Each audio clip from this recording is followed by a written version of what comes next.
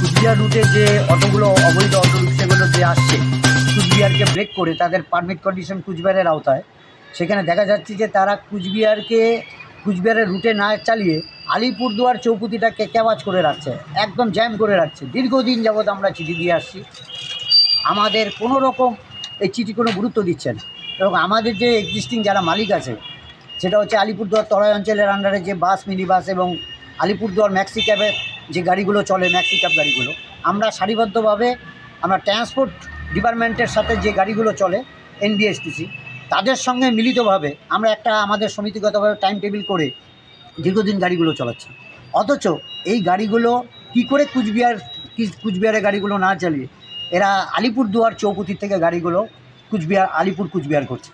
এটাই আমাদের ডেপুটেশন। এবং এই ধরনের অবৈধ পারমিট ছাড়া যে গাড়িগুলো আসছে, আমরা প্রশাসনকে অনুরোধ করব যাতে এই গাড়িগুলোর উপরে একটা অ্যাকশান নেয় এবং গাড়িগুলোর যাতে কোনোভাবেই আলিপুরদুয়ারে ঢুকতে না পারে উইদাউট পেপারস এবং উইদাউট আমাদের যে আরটিএ আছে আলিপুরদুয়ারে তাদের কনসার্ন ছাড়া। এটাই আমার বক্তব্য। আর জয়গাঁয় যে রুটে আমাদের গাড়িগুলো চলে, আমাদের 30টা গাড়ি চলে 3 সমিতি মিলে। সেখানে দেখা যাচ্ছে যে আলিপুরদুয়ার চৌপতি, কালচিনি এবং নিউ হাসিমারা, ওল্ড হাসিমারা এবং তার সঙ্গে হচ্ছে জয়গাঁ যে বাস স্ট্যান্ড গেট, এরা একেবারে সারিবদ্ধভাবে গাড়িগুলোকে দাঁড় করিয়ে রাখে। আমাদের এই স্টেজ ক্যারেজের গাড়িগুলো প্যাসেঞ্জার সার্ভিস দিতে গিয়ে প্রচণ্ডভাবে আমাদের কর্মীরা অসুবিধায় পড়েন। কিছু কিছু ক্ষেত্রে এই অটোরিকশার চালকরা তারা একত্রিতভাবে আমাদের স্টাফের উপরে আঘাত সৃষ্টি করে, অশালীন আচরণ করে।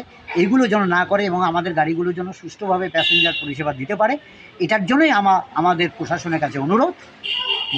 তারা যেন আমাদের এই গাড়িগুলো সুষ্ঠুভাবে চলতে পারে এবং অবৈধ কাগজ ছাড়া অটোরিকশাগুলো যেন আমাদেরকে ব্যাঘাত না করতে পারে। এটাই আমার বক্তব্য। আমার নাম, আমি আলিপুরদুয়ার তরাই অঞ্চল motors owners welfare association Alipurduar, আমি সম্পাদক বলছি।